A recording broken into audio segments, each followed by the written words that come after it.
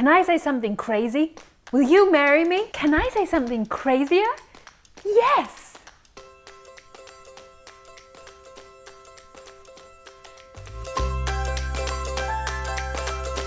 Heyo, and welcome back to the channel. Another Valentine's Day has just been. The time for love and chocolates and paying 10 times the normal market rate for roses. So this seemed like a good time to talk about romance. Let's start off with the easy questions, shall we? Does a book have to have romance? No, it doesn't.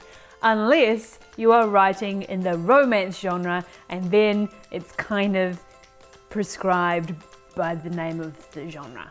Does romance have to include the old hanky-pankies? No, absolutely not. You can include the old hanky-pankies if you want to, but you do not have to. There is also a distinct difference between the romance genre and the erotica genre. Romance distinctly means love, erotica means sex. Yes, they can overlap, but the main themes are there. If I have romance in my novel, is it a romance novel? No, not necessarily. A romance novel is going to have the romance as the main plot in the novel. You can absolutely include romance as a subplot, but that doesn't make it a romance novel. I, like many other people, do love me some romance in a book, and I do miss it when it's not there. I grew up on Disney, so sue me. Where's Prince Charming? Where is he? I do usually prefer romance to be a subplot of the book that I read, but I will happily read some romance books as well. There are definitely some elements of a romance that either turn me on or turn me off a particular romantic storyline though. And these are definitely things that I am trying to incorporate or not incorporate into my own romantic subplot in my book. So I thought I would just take you through some of the things I love and some of the things I loathe about romantic subplots. Some of the common things that you see. Please note that these are all my opinions. I am very keen to hear your opinions, but it doesn't mean we're going to agree, and that is totally fine. I love strong, independent, and intelligent characters. These are characters that know their own minds and aren't going to let anyone else, no man,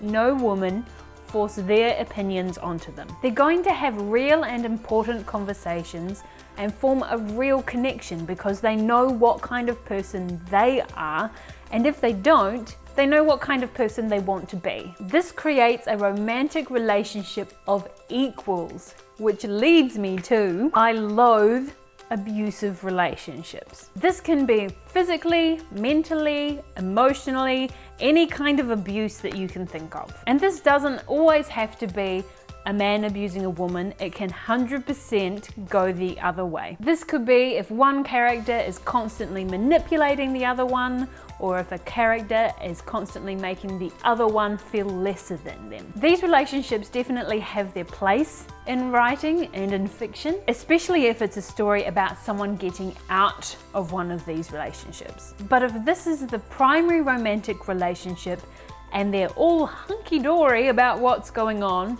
just no, guys, have a little bit of self-respect. No. Now this is definitely something I've come to loathe over time. I've done the 50 Shades of Grey craze and I liked it at the time, and people can like what they like and that's fine. But we definitely need to stop romanticizing abusive relationships. They're not functional and they're definitely not normal and they're not healthy. Next point, which rolls straight in from the last one, is I love healthy relationships. This is a very quick point. I like romantic relationships where one partner or the other partner actually keep their hands off each other until they've got permission to do otherwise. I like relationships where one partner respects the other partner and wants them to be comfortable. This creates a way better dynamic because you're not invading someone's space, right?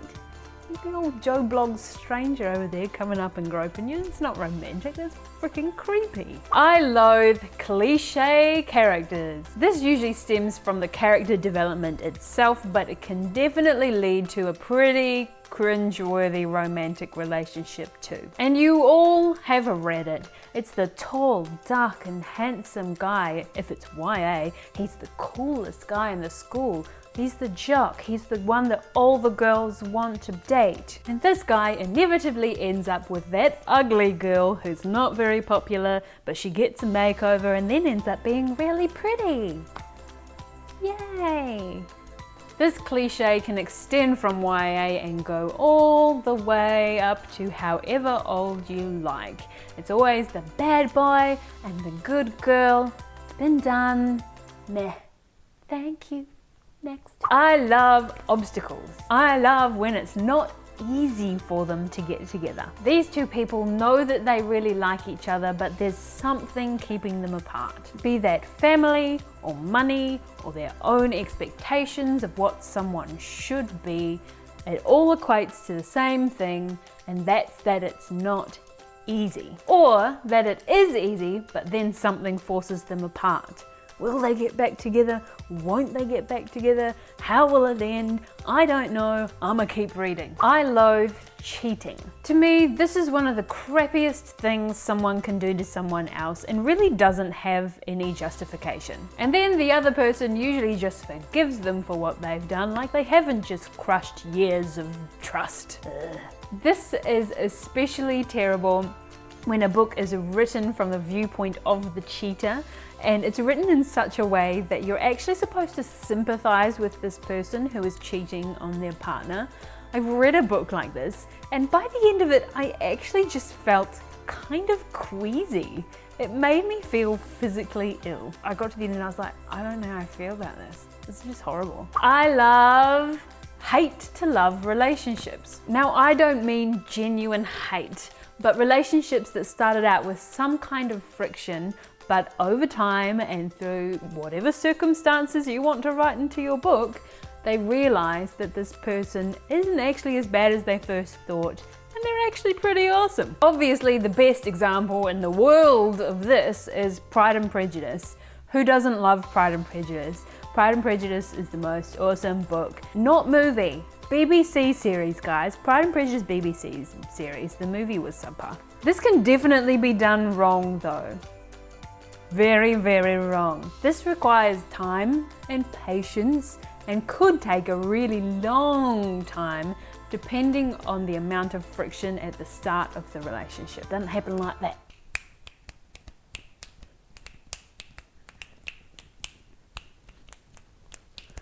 I'm so good at making points lead into other points that I'm gonna do it again. I loathe insta-love. Like that. No, oh my god.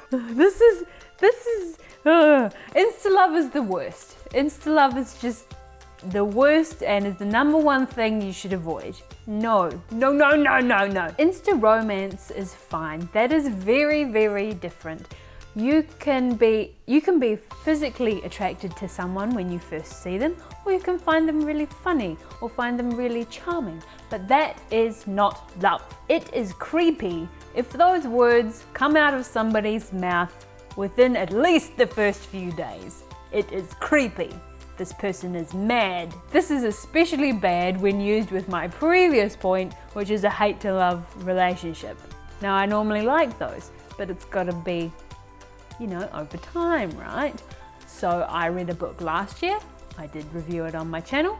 You can go hunting through my videos if you want to know which one it is. But there were two characters who were literally trying to kill each other. They hated each other so much. 2 days later, they were in love. What? No. I can't say no enough times. Just no. No. I do feel like there has been a common theme throughout all of my points though. And that is my last point.